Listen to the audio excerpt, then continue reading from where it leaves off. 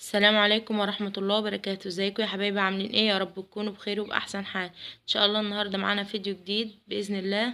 النهاردة اهوت اديكوا شايفين الفول معايا اهوت. واحدة حبيبتنا كانت جايباهم لنا، هعمل منهم نابت وفول وطعمية. ازاي يا ام حنين؟ هعمل معاكم، هنقي الفولة اللي مش هتبقى حلوة في النابت ولا في الفول، هعملها طعمية. وادي منظر الفطار معاكم اهو بعد ما عملتهولكوا طعمية وفول وبطاطس وبتنجان ومخلل وطماطم وشطة.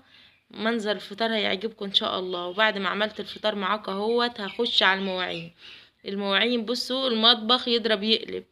هعمل فيه ايه دي؟ هتعملي فيه ايه دي يا ام حنين؟ لا عادي سهل وبسيط، انه بس كده وقومي ان شاء الله هتلاقي الموضوع سهل وبسيط خالص. بس اهم حاجه بقى وانت بتعملي تذكري الله، الا بذكر الله تطمئن القلوب.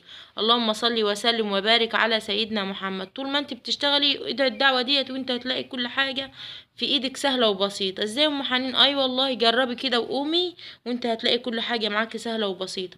ادينا هو لملمت المواعين معاكم وبدات اطلع اغسل فيها اهو.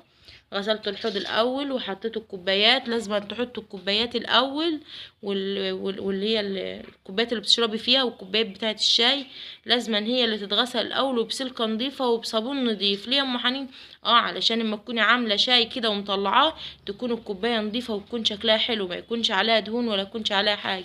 لازم السلكه تكون نظيفه وانت بتدعكي المواعين اللي هي الكوبايات الاول. الكوبايات اهم حاجه هي اللي بتتغسل الاول هي. اديني هغسل معاكم الكوبايات اهوت واخلصها الاول وبعدين هبدا في بقيه المواعين. اهم حاجه لما باجي اغسل الكوبايات الاول لازم انا اغسلها واشطفها الاول واركنها على جنب وبعدين ارصها.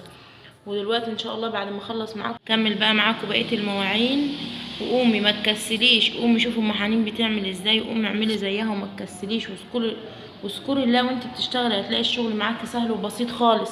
وادينا هو بدعك معاكم الكوبايات، بدعكها مره واتنين لازم تكون نظيفه.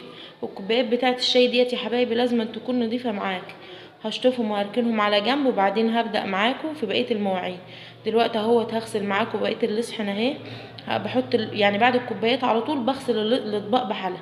اهم حاجة اغسل الاطباق بعد الكوبايات على طول. وبعد الاطباق ببدأ بقى بالحلل اللي هي بتبقى كبيرة. بعد ما اخلص معاكم الاطباق هبدأ في بقية الحلل.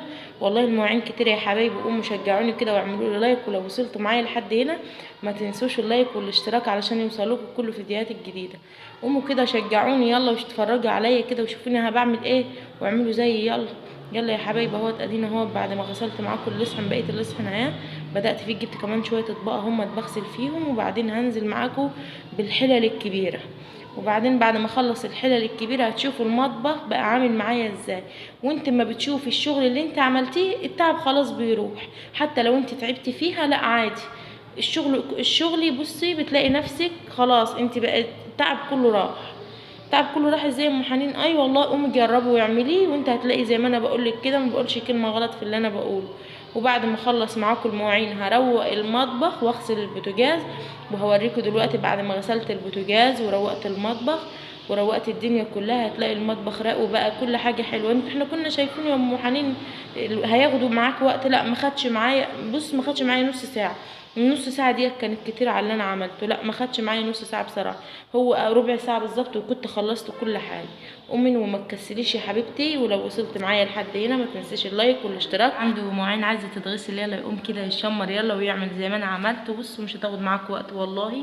وهتلاقي نفسكم خلصتوا كل حاجه. وبص كل حاجه سهله وبسيطه. شوف علشان انا مش حاطه عامله المواعين الاول قبل ما احطها.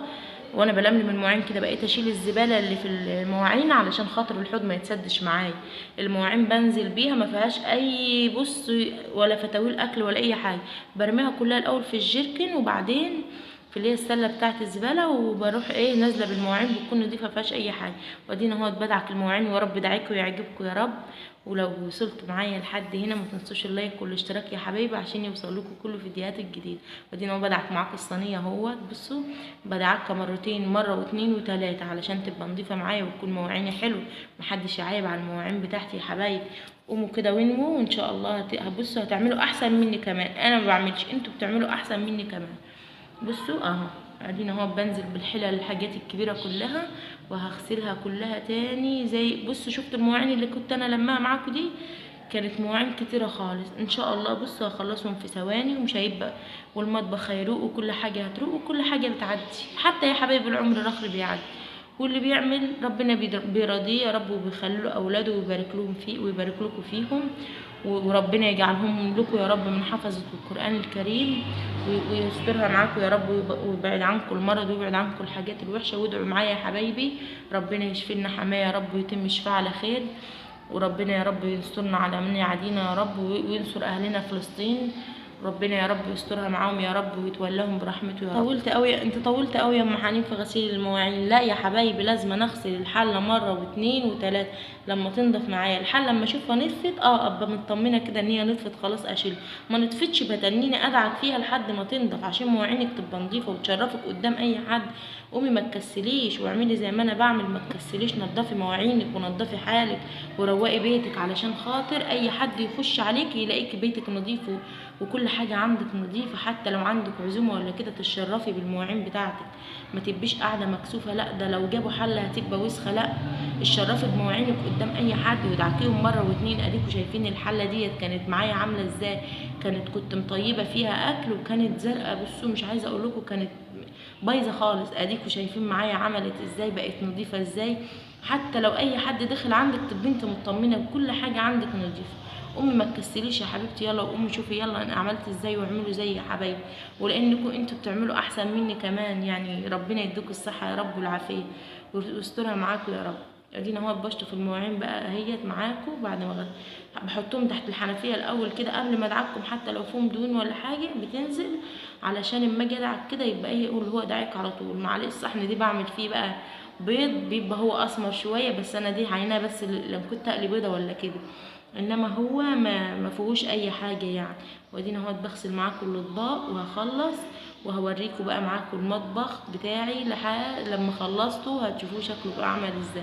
منظر هيعجبكم قوي بصراحه. ده انت خلصت بسرعه يا ام حنين. عادي، قومي وانوي وما تكسليش يا حبيبتي، قومي يلا ربنا هيديك الصحه وهتلاقي كل حاجه في ايدك سهله خالص. اهو بغسل الحله معاكم اهو التاني، عدت عليها تاني كمان مرتين اهو علشان خاطر تنضف تاني.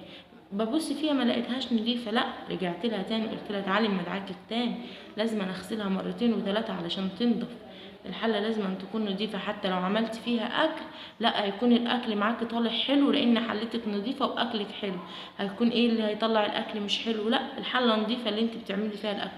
ما نضفتيش حلتك ولا نضفتيش حالك هتيجي تعملي الاكل لما اخذ المواعين الاكل اللي هتعمليه في الحله ديت، ما هي الحله زرقاء هتطلع الزرق اللي فيها دي على الاكل وهيبقى غلط على صحتك وعلى عيالك. لا قومي يا حبيبتي يلا ما تكسليش وقومي نضفي مواعينك، ربنا يديكم نعمه في حياتي يا رب. ادينا اهو هوريكم بقى المنظر معايا بعد ما خلصت المواعين اهو، شايفين المنظر عامل ازاي بعد ما روقت المطبخ وغسلت البوتاجاز والدنيا راقت خالص. ان شاء الله يا رب ربنا يكرمكم كمان وهتقوموا كده تاني وتقوموا تنضفوا مطبخكم كمان. ربنا يديكم الصحه يا رب. لو وصلتوا معايا لحد هنا ما تنسوش اللايك والاشتراك علشان يوصلكم كل الفيديوهات الجديده يا حبايبي. وادي شايفين البوتاجاز معاكم عامل ازاي والرخامه عامله ازاي بعد ما دعكتها والارضيه وكله. ربنا يا رب يديمكم نعمه في حياتي يا حبايبي. مع السلامه، السلام عليكم ورحمه الله وبركاته.